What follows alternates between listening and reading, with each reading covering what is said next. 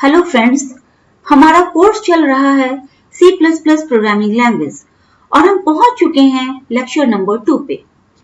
आज का टाइटल है एप्लीकेशंस ऑफ C++। तो स्टार्ट करते हैं। फर्स्ट है why C++ is so important. तो ध्यान से देखिएगा इस बात को। C++ programming language was invented in year 1979।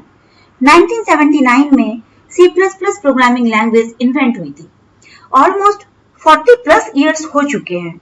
40 साल के बाद भी इस प्रोग्रामिंग लैंग्वेज को हम पढ़ रहे हैं, हमारे कोर्स करिकुलम में है। तो ऐसा क्या खास है इस लैंग्वेज में कि आज के टाइम में भी ये हमारे कोर्स में पढ़ाई जा रही है? रीजन क्या है? क्योंकि आज के टाइम में भी C++ के काफी एप्लीकेशंस हैं। वो कौन कौन सी एप्लीकेशन है उनके बारे में डिटेल में बात करते हैं। थोड़ा ध्यान से देखिएगा, काफी इंपॉर्टेंट है आपके नॉलेज पॉइंट ऑफ व्यू से। तो स्टार्ट करते हैं। फर्स्ट एप्लीकेशन है in designing PC and mobile games. Mobile games और कंप्यूटर की गेम्स डिजाइन करने में काम आती है। कुछ एग्जाम्पल से समझते हैं। ये सारी गेम्स जो मैं एग्जाम्पल्स के तौर पे डिस्कस करने वाली हूँ वो आपने कभी ना कभी देखा होगा। हमारा फर्स्ट एग्जाम्पल है मारियो, सुपर मारियो। ये गेम आपने देखा भी होगा और खेला भी होगा अपने टाइम पे। सेकेंड टाइप ऑफ गेम है that is snake game in mobile. आपने देखा होगा ये गेम नोकिया के पुराने मोबाइल फोन में काफी फेमस थी, काफी ज्यादा खेलते थे और कुछ लोग तो आज भी खेलते होंगे। काफी इंटरेस्टिंग गेम है ये। थर्ड एग्जाम्पल है कॉन्ट्रा।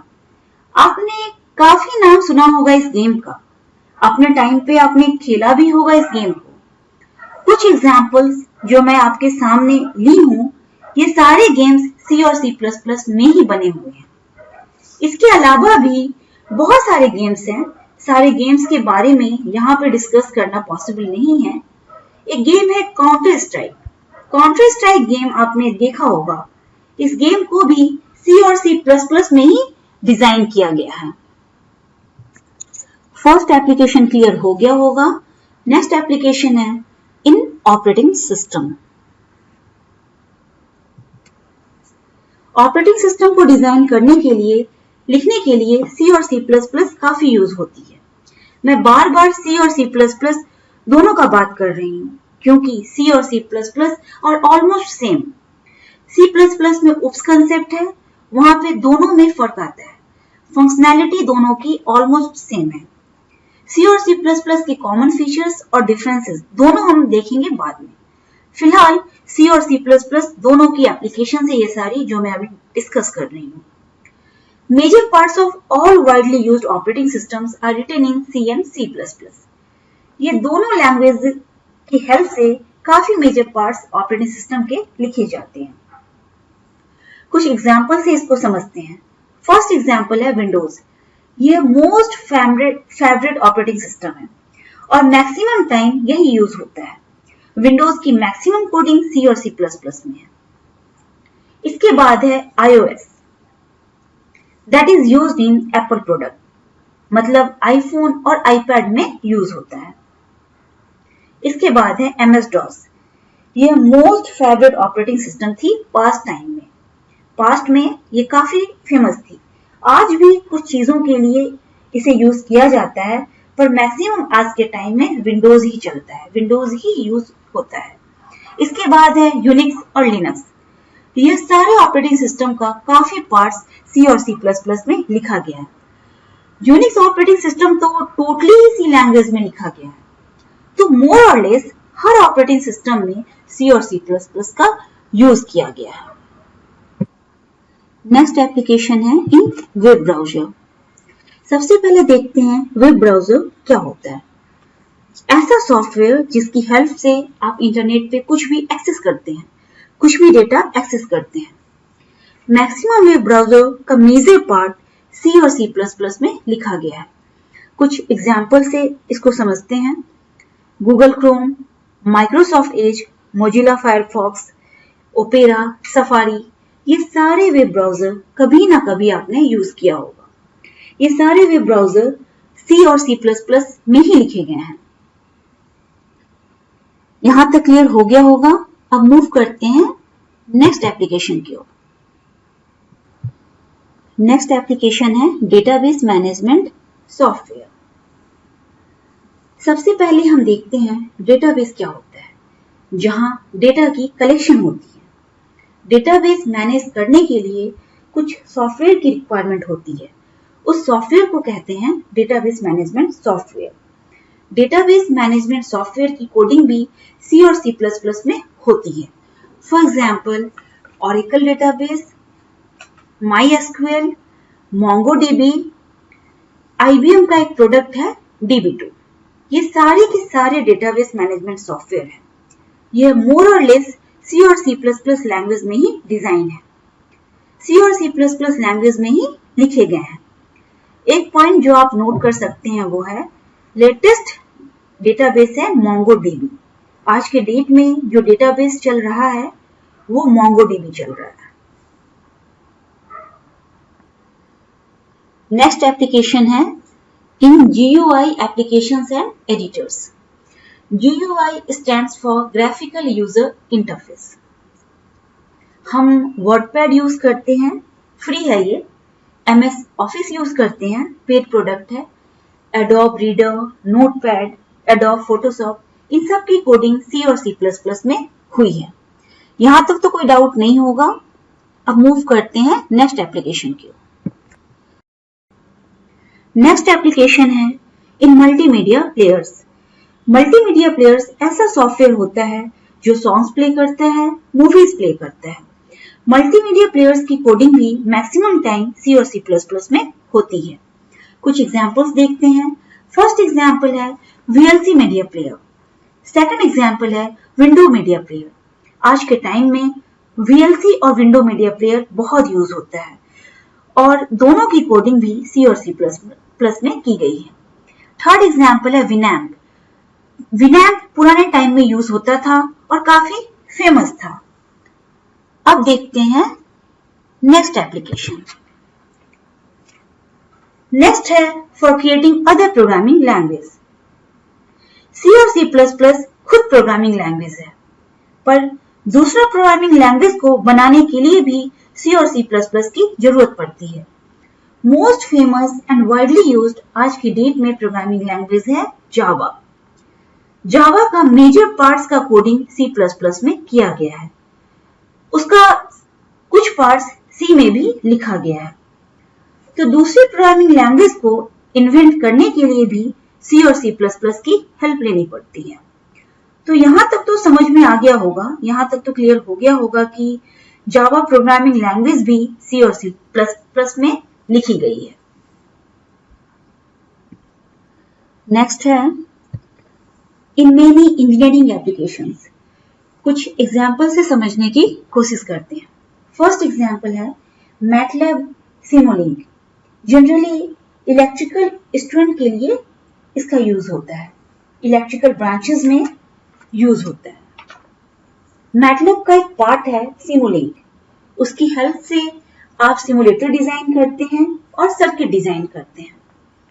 सेकंड एग्जाम्पल है ऑटोकैड। मैक्सिमम सिविल और मैकेनिकल एप्लीकेशंस में इसका यूज होता है।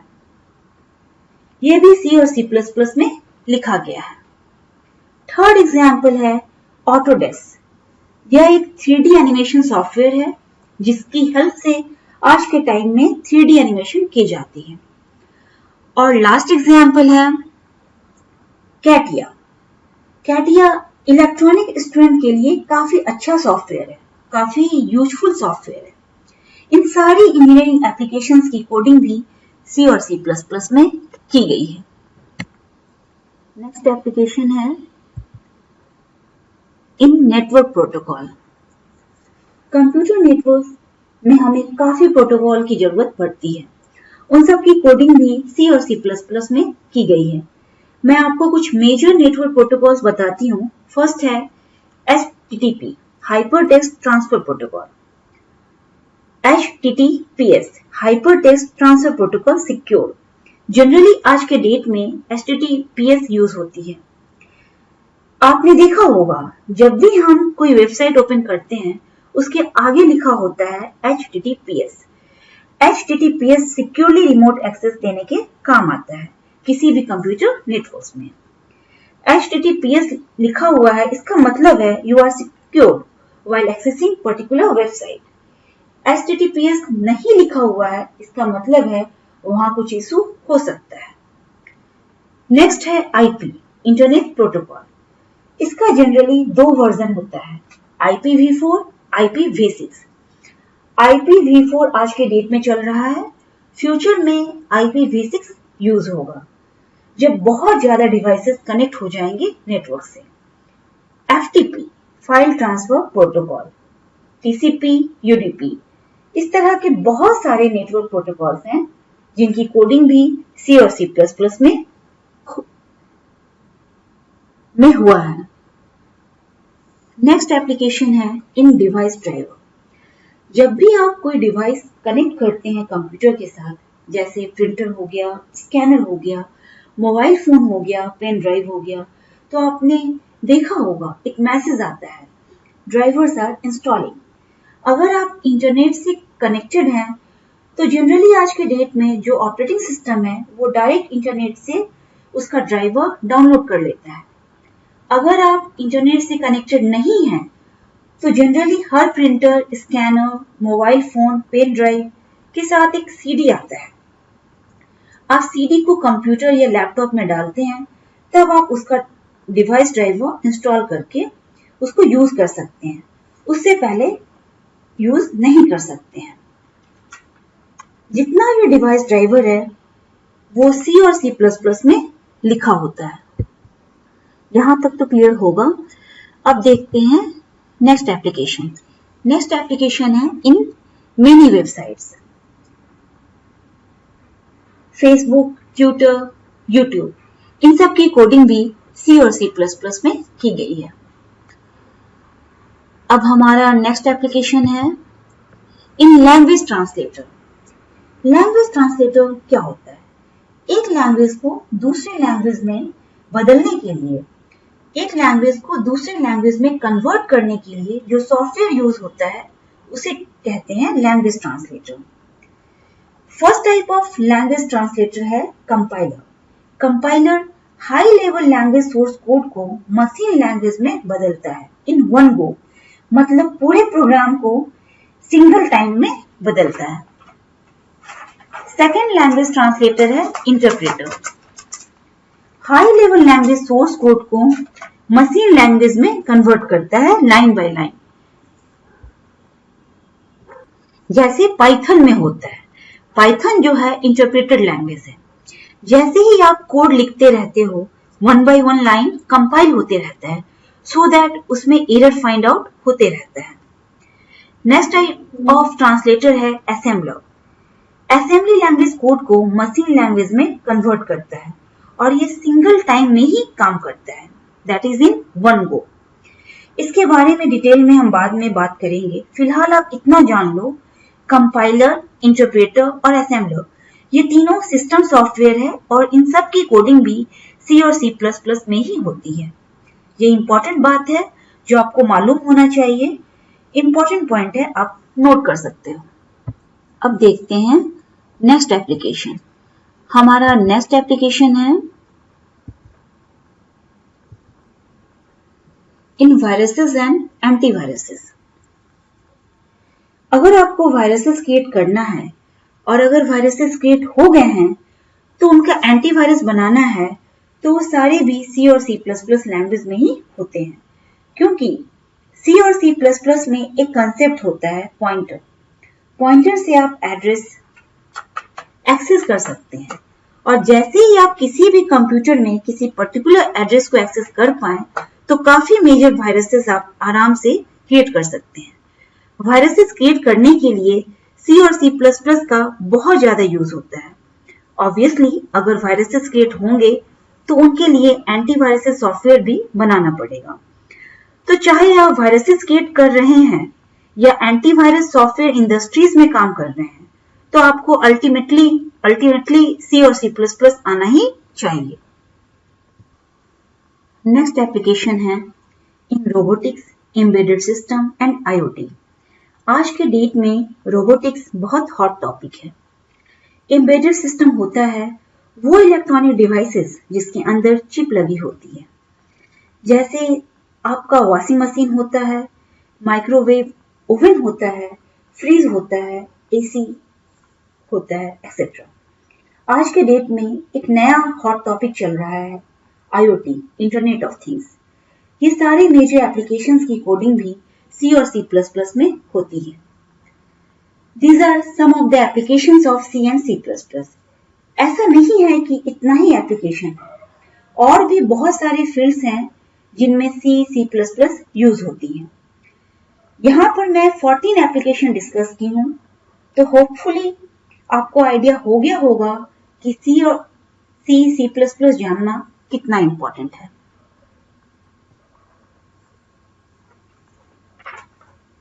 That's all for the day. Thanks, and start discussing your maximum doubt so that मैं आपको ज्यादा से ज्यादा नॉलेज प्रोवाइड कर सकूं। आज के लिए इतना ही। नेक्स्ट क्लास में पढ़ेंगे what are the features of C++ programming language. That's it. Thank you.